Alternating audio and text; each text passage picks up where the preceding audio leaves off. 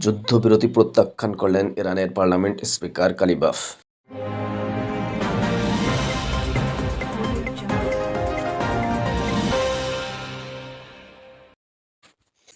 ইরানের parliament speaker Mohammad বাঘের Qalibaf যুদ্ধবিরতির প্রস্তাব সরাসরি প্রত্যাখ্যান করেছেন এবং আগ্রাসনের বিরুদ্ধে শক্ত জবাব দেওয়ার ঘোষণা দিয়েছেন।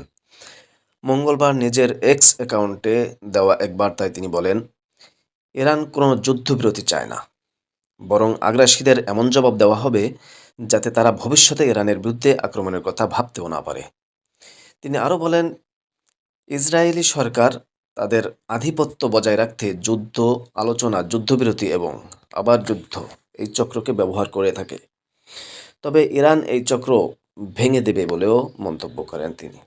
তাসনিম নিউজ এজেন্সির প্রতিবেদনে বলা হয়েছে, গত 28 ফেব্রুয়ারি ইসলামী বিপ্লবের নেতা আলী খামেনি হত্যাকাণ্ডের পর যুক্তরাষ্ট্র ইসরায়েল ইরানের বিরুদ্ধে বড় ধরনের সামরিক অভিযান শুরু করে।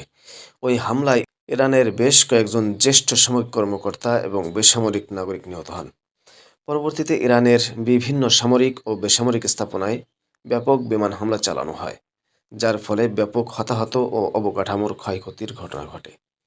এর জবাবে ইরানের সশস্ত্র বাহিনী পাল্টা অভিযান চালিয়ে অধিকৃত অঞ্চল এবং মধ্যপ্রাচ্যের বিভিন্ন মার্কিন ও ইসরায়েলি ঘাঁটিতে ক্ষেপণাস্ত্র ও ড্রোন হামলা চালিয়েছে বলে জানানো হয়েছে।